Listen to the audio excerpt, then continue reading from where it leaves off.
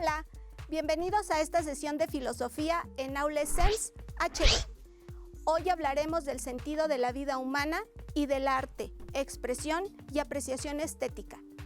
Prepárate a conocer más de este hermoso mundo de la filosofía. Saludos a todos. Hoy vamos a descubrir cómo el ser humano ha navegado todos los días a través de la búsqueda del sentido de su vida y del pensamiento estético. Observemos el siguiente contenido para conocer más al respecto. Platón trató sobre conceptos estéticos como centro de sus reflexiones, sobre todo en temas relativos al arte y la belleza. Él veía la esencia de la belleza en el orden, la medida, la proporción y en la armonía. Platón definía lo bello como la propiedad dependiente de la distribución de elementos, y sin embargo también pensaba que la belleza no se puede limitar solo a los cuerpos. Esto provocó una espiritualización e idealización de lo bello. Por lo tanto, la belleza de un objeto depende de la mayor o menor distancia respecto a la idea de lo bello y concluye con que la mayor belleza se reconoce en la naturaleza y no en el arte, ya que el arte se crea siempre con algún fin.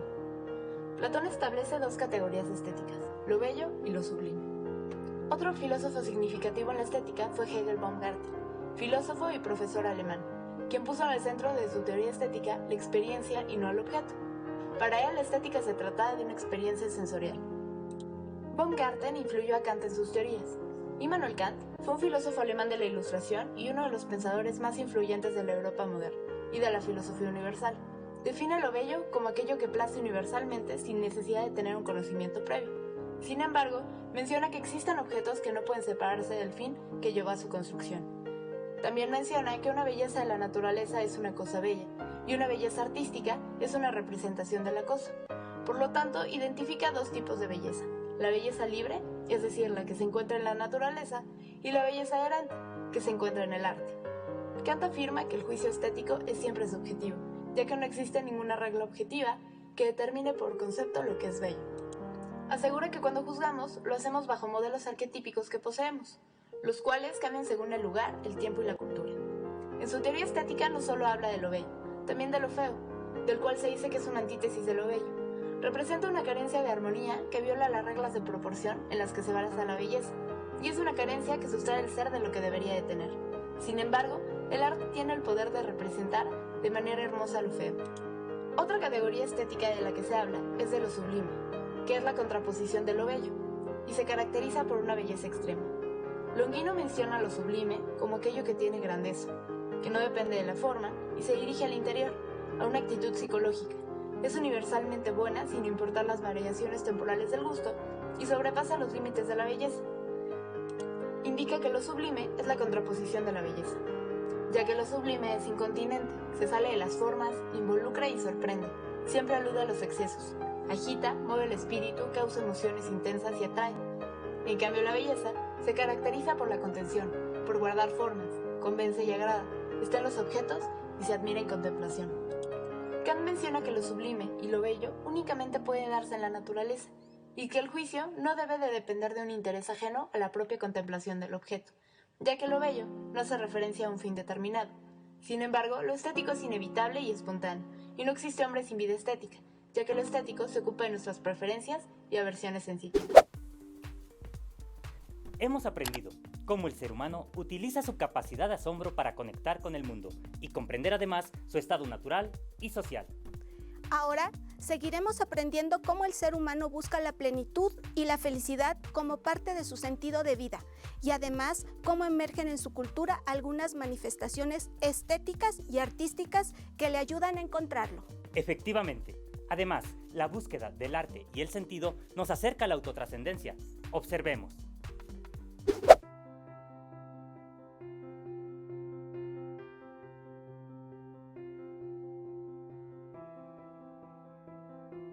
El ser humano es llamado a buscar un sentido.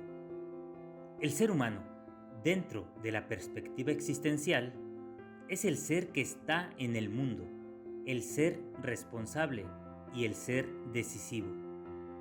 Y todas estas características antropológico-existenciales se pueden sintetizar en una formulación sencilla.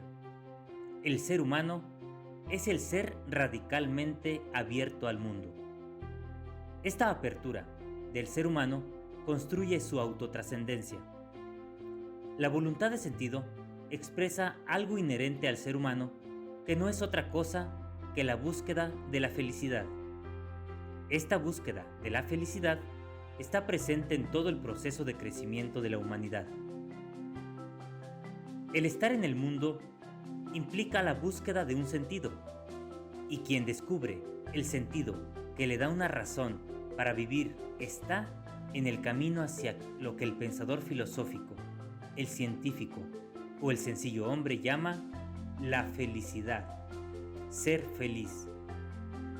Por la fundamental capacidad autotrascendente del ser humano se puede afirmar que solo cuando soy capaz de salir de mí mismo, sin dejar de ser yo mismo, y me encuentro con el mundo de las cosas, ya sea para contemplarlas, transformarlas o recrearlas, como sucede con el arte.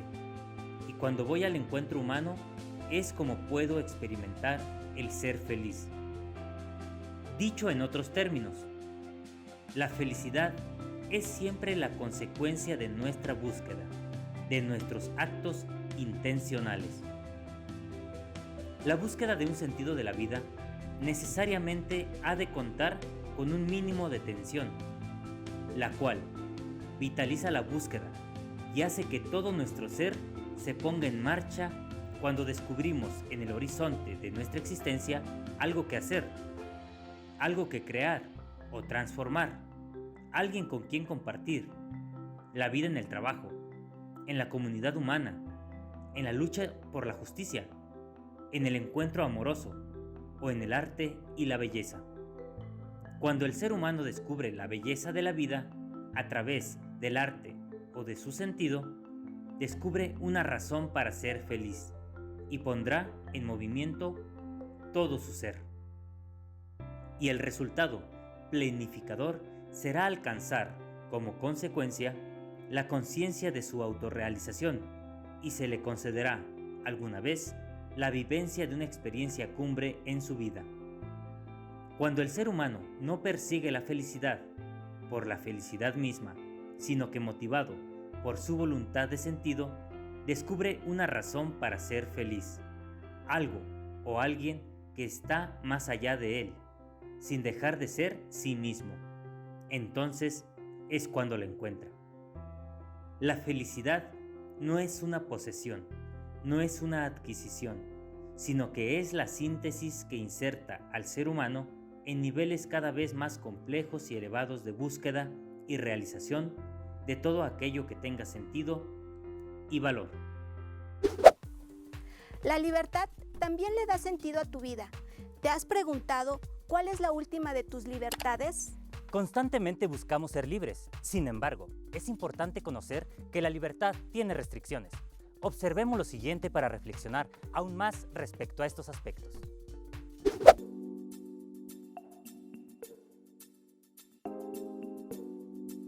La libertad y la responsabilidad constituyen la espiritualidad del hombre, así como la libertad y la felicidad podrían constituir el fin último de los actos humanos. La libertad se procura para tener conciencia de nuestras posibilidades y ponerlas a prueba, constituyendo nuestra libertad individual, proporcionándonos independencia y racionalidad.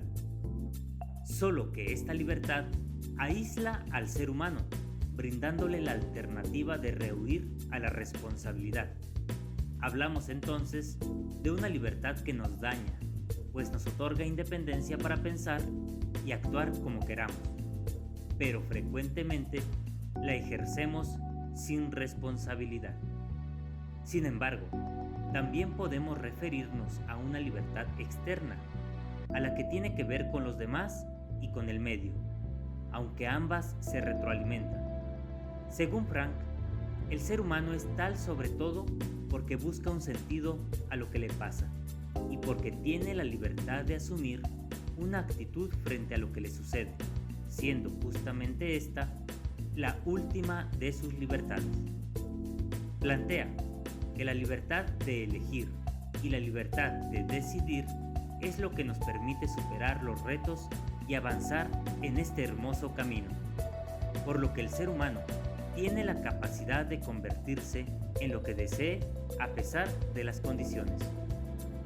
El ser humano desea actuar libremente, como el ser responsable que es decir, las personas son libres a pesar de las condiciones más extremas.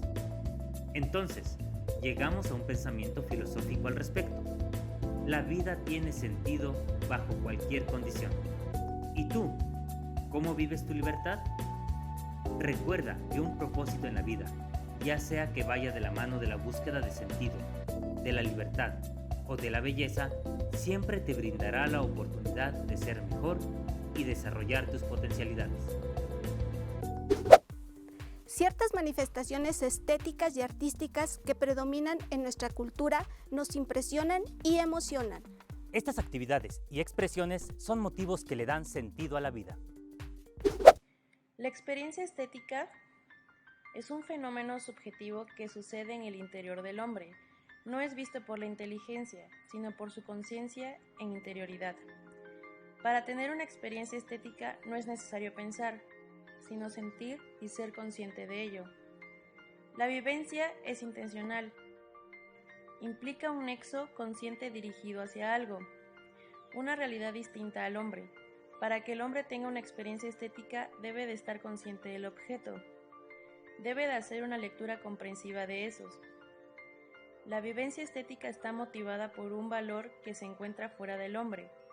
Esta es subjetiva, aunque pretende ser objetiva. Para captar su riqueza hay que tener en cuenta más que al hombre, la realidad objetiva que le suscita. Una vivencia estética contiene siempre la experiencia de un tono infinito, y su significado es infinito precisamente porque no integra con otras cosas en la unidad de un proceso abierto de experiencia, sino que representa inmediatamente el todo. La experiencia estética pertenece a la dimensión afectiva. No es volitiva ni cognitiva, no es querer o no querer, o dudar o estar cierto. Su esencia pertenece al mundo de los sentimientos. Es sentir interiormente la presencia de los objetos. La experiencia estética no es propiamente una respuesta. En esta, los objetos son los que hablan, se despliegan dentro de la afectividad humana con su sentido y valor propio. La experiencia estética es la suma del objeto que muestra su calidad, da su mensaje, y el hombre que siente la presencia de éste en su interior. La vivencia es receptiva, es acoger al objeto en el interior de la conciencia. El hombre no es pasivo, es receptivo. Esto implica en el hombre una puesta en marcha de la capacidad de ponerse en relación con los objetos, de acompañar interiormente su presencia. Si bien la experiencia estética es receptiva, esta no se identifica con cualquier conmoción. La experiencia estética se distingue de cualquier dolencia. La dolencia es la experiencia del ser humano que tiene un índole negativo. Dolor, aflicción, a esto se le llama disvalor. La experiencia estética siempre es de sentido positivo. El hombre es tocado hasta lo más profundo por una cosa en específico. El hombre reacciona a estas cosas, pero nunca experimenta dolor o aflicción, porque las cosas que suscitan esta reacción siempre tienen un valor positivo. Son bellas, sublimes, elegantes, delicadas, etc. Todo esto lleva al hombre al asombro, una fase emotiva y estimulante que eleva a una ruptura con la cotidianidad. Ante el asombro del hombre, se lleva a cabo una contemplación más profunda. Este se identifica con el objeto que lo absorbe y el yo se ve transportado a otro mundo. Todo pensamiento tiene como presupuesto la experiencia. Esta le da al hombre un conjunto de posibilidades a elegir. La belleza desde un punto de vista filosófico es un cosmos, un orden armónico, causado por un principio. Se descubre dicho orden y los filósofos teorizan sobre él. Hablamos principalmente de dos filósofos, Aristóteles y Platón. Para Platón, el arte puede tanto llevar a la verdad y a la belleza, como desconcertar y engañar, y según Platón, la belleza es captada solamente por los filósofos. Para Platón, el arte no puede ofrecer otra cosa que una simple reproducción de lo que ya es de por sí un derivado. Representa algo que no es verdadero. Para él, el arte no sirve para educar a la gente ni para hacerlo mejor. La educación no puede ser confiada a los poetas, solo a los filósofos. Según Platón, Lo bello es difícil. Esto tiene que ver con la vinculación que tiene con la verdad. El esplendor de la belleza aparece ligado a la matemática y a la verdad, porque el bien contiene en sí belleza. Aristóteles. Aristóteles busca entender el obrar del hombre a través del arte y la poesía. En el mundo del arte detectó dos elementos característicos: la imitación, mímesis, la purificación del ánimo, catarsis. Para Aristóteles, el arte es imitación. Es un hacer imitativo tendiente a producir arte. La tendencia a la imitación se justifica por dos motivos: su utilidad cognoscitiva y el placer que procura. A través de esta, el hombre genera sus primeros conocimientos. Esta no queda en una mera imitación tosca, sino que tiene armonía y ritmo. La catarsis es el efecto purificador que el arte despierta en el espectador. A diferencia de Platón, para Aristóteles, el efecto de la tragedia es positivo y no lleva a un engaño, sino que purifica el ánimo, viéndose reflejado en acción. La belleza, según Aristóteles, es el primer principio, el acto puro. A este primer principio se le concede la mayor belleza, bien y verdad. La belleza propia está ligada a la verdad, porque transmite contenidos universales y ayuda a comprender y orientar nuestra vida. La situación de salud actual nos ha mostrado nuestra vulnerabilidad como seres humanos. Por eso hoy, más que nunca, debemos reflexionar respecto a lo que nos sucede. Así es, Esmeralda. Por esa razón, es muy importante llevar a la filosofía a la práctica diaria. Observemos cómo hacerlo. ¿Qué tiene que decir la filosofía sobre la crisis del coronavirus? Lo que comenzó como una sopa de murciélago en una ciudad china terminó siendo la crisis sanitaria más grave del siglo XXI. La crisis provocada por el COVID-19 no ha dejado indiferente a nadie. Médicos, ingenieros, economistas, científicos, sociólogos, historiadores, entre muchos otros, se han dado a la tarea de discutir y reflexionar sobre las diferentes problemáticas que despertó la pandemia. En una pandemia que parece ser, ante todo, una crisis sanitaria y económica, ¿cuál es el aporte de la filosofía? Esto va a depender de lo que entendamos por filosofía. Para algunos, la filosofía tiene un rol de supervigilancia, de garante del recto pensar, especialmente pertinente en tiempos de crisis. Así, su labor es metódica, distinguir entre los verdaderos asuntos prioritarios o preocupantes que deben ser considerados en esta pandemia. Otros también consideran que la filosofía se relaciona de forma especial con el pensar, pero pensar aquí no es garante, sino comprendido como un aventurarse, como un experimentar contextos y anticiparse a escenarios posibles. Con ello, la filosofía no puede más que ofrecer lo que ella es, osadía pura. La pandemia nos ha puesto a pensar acerca de las repercusiones que dejará en la sociedad, tanto de índole médica, psicológica, económica, política y social. Desde el ángulo filosófico nos coloca en la ética a través de su prisma. Se nos presenta como una obligación de justicia y de justicia social.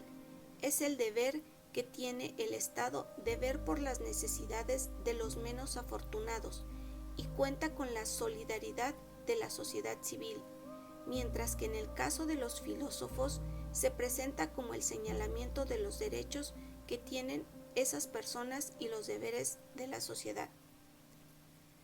La difícil situación por la que estamos atravesando nos ha puesto a prueba como especie. Con todo, la filosofía es optimista. Espera que, al retomar nuestra vida normal, surja entre nosotros un sentido de la comunidad más fuerte, más sólido, porque es de vital importancia que nuestras sociedades sean menos egoístas, más justas y solidarias.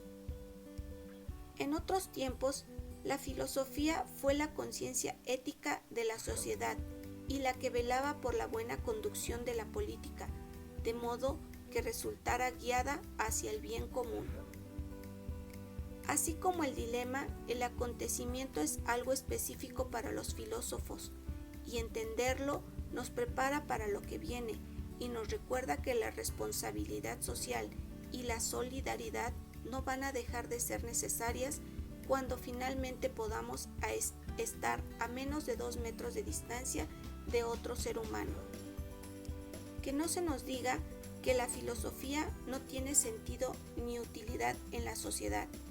Se ha querido disminuir la importancia exigiendo respuestas demasiado específicas y concretas que solo puede dar la ciencia y la técnica, pero se olvida que la filosofía es la que aporta los principios rectores de dichas disciplinas. Filosofar nos abre las puertas del mundo. ¿Con qué escuela del pensamiento te identificas? Recuerda que han sido muchas escuelas filosóficas las que han orientado el pensamiento de la humanidad, y si continúas en este camino, seguramente estarás en la filosofía del futuro.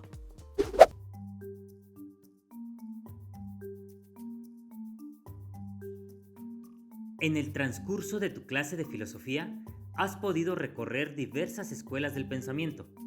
Es importante que hagamos un breve recorrido por ellas. Filosofía grecorromana.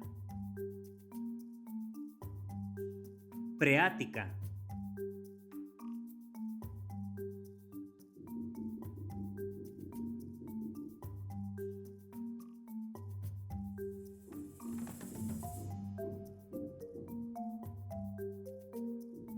Ática.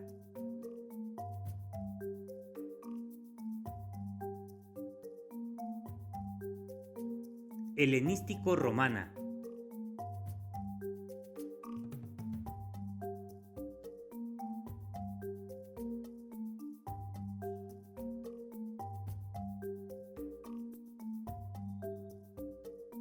Filosofía medieval y renacentista.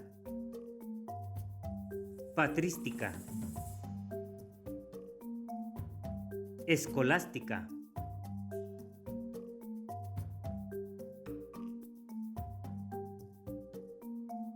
Filosofía árabe y judía. Renacimiento. Filosofía moderna. Racionalismo. Empirismo. Enciclopedismo. Criticismo. Idealismo. Filosofía contemporánea. Materialismo dialéctico. Positivismo. Vitalismo e historicismo. Neocantismo. Neoescolástica. Neoidealismo. Existencialismo.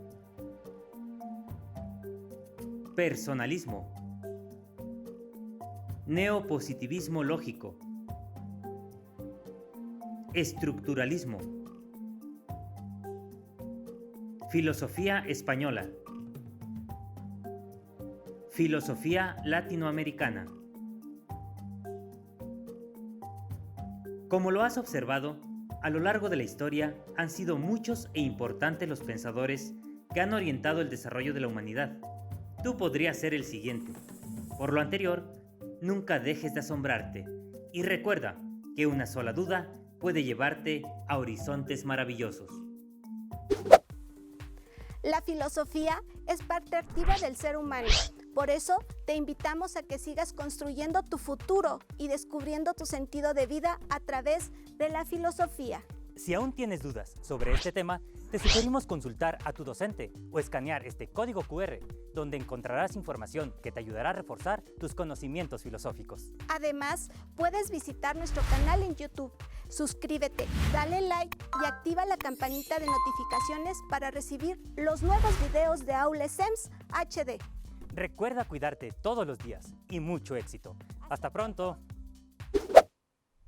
Si practicas algún deporte, debes mantenerte bien hidratado, antes, durante y después de la actividad física. ¡Anímate, muévete y sigue cuidándote! ¡Nos vemos!